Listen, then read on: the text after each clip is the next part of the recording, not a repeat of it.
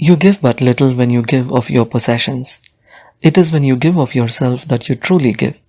Khalil Gibran, the prophet. King Yudhishthira, after winning the Mahabharata war, celebrated his victory with a grand ritual where everybody in the kingdom was invited to partake of great food and gifts. So for many days, people in the land came and celebrated, and they received all kinds of food and all kinds of gifts as they left. At the end of the celebration, when the ashes were still warm, a strange looking mongoose came.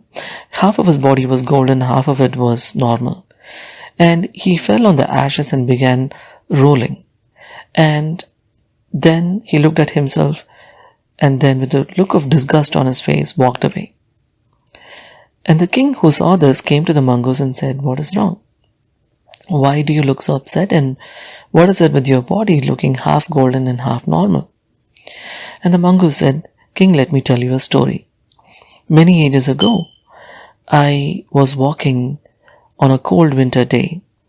There was a great famine in this land, and there was no food. So I stopped by the house of an old man and his wife and his 2 children. And they obviously had been hungry for a while, but I peeped into the window and I saw that today they seemed happy because the old man had somehow procured a bag of rice. And so the wife very quickly made the rice and divided it into 4 portions so they could eat. And just as they were about to eat, there was a knock on the door, and a mendicant came by and said, "Sir, I smell food. I haven't eaten in a long time. Looks like I'm going to die if I don't eat anything. Can you please give me something to eat?" So there is an ancient Indian saying that the guest is God. So the older man said, "I need to give him my share of the food. Don't worry." So he gave the mendicant his share of the food. The mendicant did not seem content with what he had received, and so he looked around for more food. And his wife said, "To serve my husband is my duty. I cannot eat when my husband is not eating." So she gave her food to the mendicant as well. Now, still the mendicant demanded more food or asked for more food. And the elder son said, "How can I eat if my father and mother are going hungry?" And so he gave of his food as well. And the final piece, when the mendicant was not happy, the younger child gave the food as well. Now, all 4 gave up the food for the sake of each other and to make sure that their guest was honored. So the mendicant finally eaten all the food, blessed them and walked away. That night it got really cold and I couldn't stay outside. So I went to the place where the fire had burnt and the ashes were still warm, so I lay down on it and fell asleep.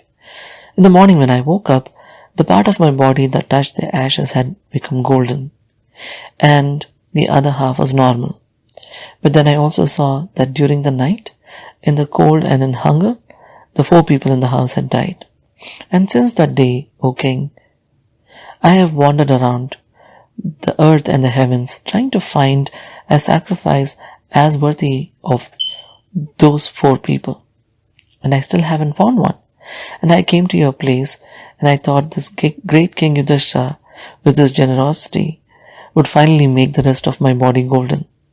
And it was not to be. Because when they gave without any expectation, out of pure love.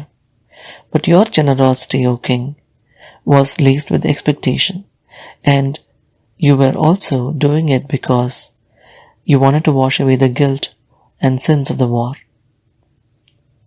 And your sacrifice, your rituals, are meaningless compared to the great sacrifice of the older man and his family.